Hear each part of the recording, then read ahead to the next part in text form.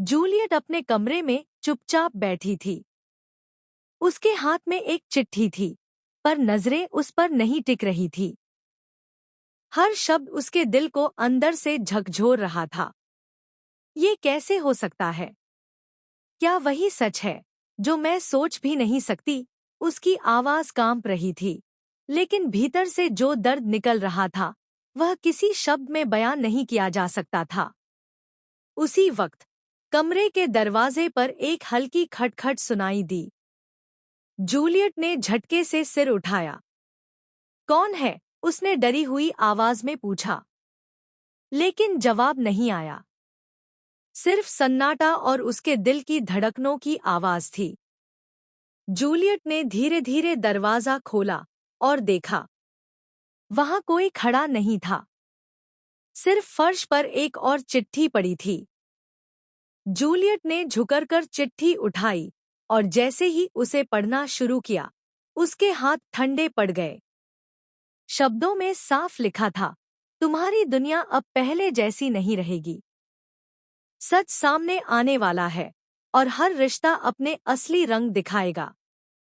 दिल में बेचैनी और गुस्सा दोनों एक साथ उठ रहे थे। कौन कर रहा है ये सब? जूलियट अपने आप से ही सवाल कर रही थी। उसके मन में एक ही सवाल घूम रहा था, क्या वो विश्वास कर सकती है अपने दोस्तों और परिवार पर? या अब हर किसी को शक की नजर से देखना होगा? उसी समय बाहर की खिड़की से एक हल्की आवाज आई। जूलियट की सांस तेज हो गई। कौन वहां है? उसने चिल्लाया।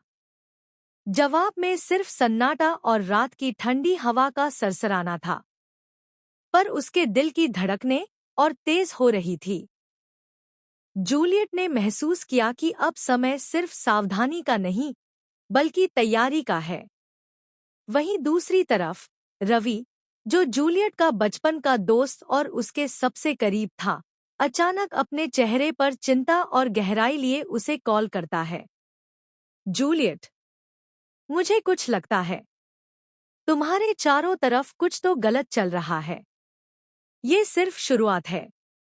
सतर्क रहो। जूलियट ने फोन को कड़ी पकड़ से पकड़ा।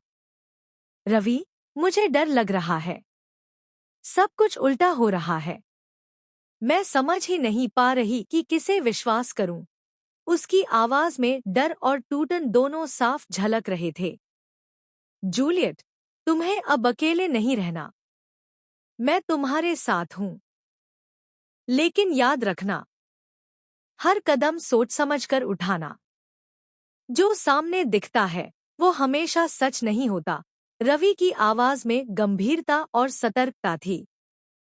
जूलियट ने गहरी सांस ली। वह जानती थी कि अब पीछे हटने का समय नहीं है। जो कुछ भी। पर सवाल ये था कि क्या वह तैयार थी सच को सहने के लिए? उसके दिमाग में एक ही विचार बार बार घूम रहा था, सच सामने आएगा, चाहे कोई भी कितना ही खतरा क्यों न पैदा करे। फिर अचानक उसके फोन पर एक अनजाना नंबर आया। स्क्रीन पर सिर्फ अननोन लिखा था। जूलियट ने कांपते हाथों से कॉल उठाया। तुम जूलियट हो ना? एक गंभीर लेकिन अजीब सी आवाज में पूछा गया। जूलियट की सांस रुकी। हाँ, मैं हूं। आप कौन? सन्नाटा। फिर आवाज में धीरे धीरे हंसी की झलक आई। तुम समझ जाओगी, पर शायद तब तक बहुत देर हो चुकी होगी। जूलियट की आंखों में डर और गुस्सा दोनों छलक उठे। अब वह जान चुकी थी कि खेल शुरू हो चुका है।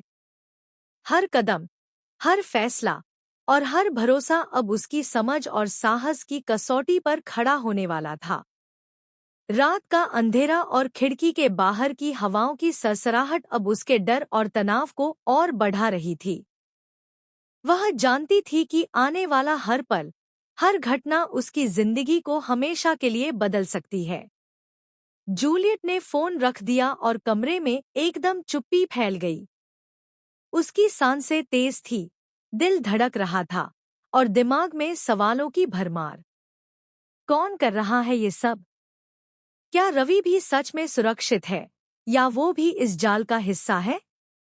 ये सोचते ही उसके हाथ कांपने लगे। बाहर की हवा की सरसराहट अब डर को और गहरा कर रही थी। अचानक उसके कमरे की लाइट झपकने लगी। जूलियट की आंखें चौंधिया गईं। अब ये क्या हो रहा है? उसने अपने आप से कहा। हर छोटी आवाज उसके कानों में गूंज रही थी। वह समझ गई थी कि अब कोई भी चीज वैसी नहीं रही जैसी दिखती थी। तभी उसके फोन पर एक मैसेज आया। स्क्रीन पर लिखा था, सच के करीब हो जूलियट। लेकिन याद रखो, हर कदम तुम्हारे खिलाफ काम कर सकता है। जूलियट ने गहरी सांस ली। ये संदेश सिर्फ चेतावनी नहीं, बल्कि चुनौती भी था।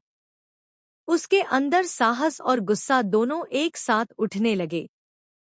वहीं रवि अपने घर में बैठा था। उसकी आंखों में चिंता साफ झलक रही थी। उसे भी पता था कि जूलियट खतरे में है। उसका फोन बार बार बज रहा था, लेकिन जूलियट का जवाब नहीं आ रहा था। रवि ने खुद को तैयार किया। अब समय नहीं है सोचने का, सिर्फ कार्रवाई का।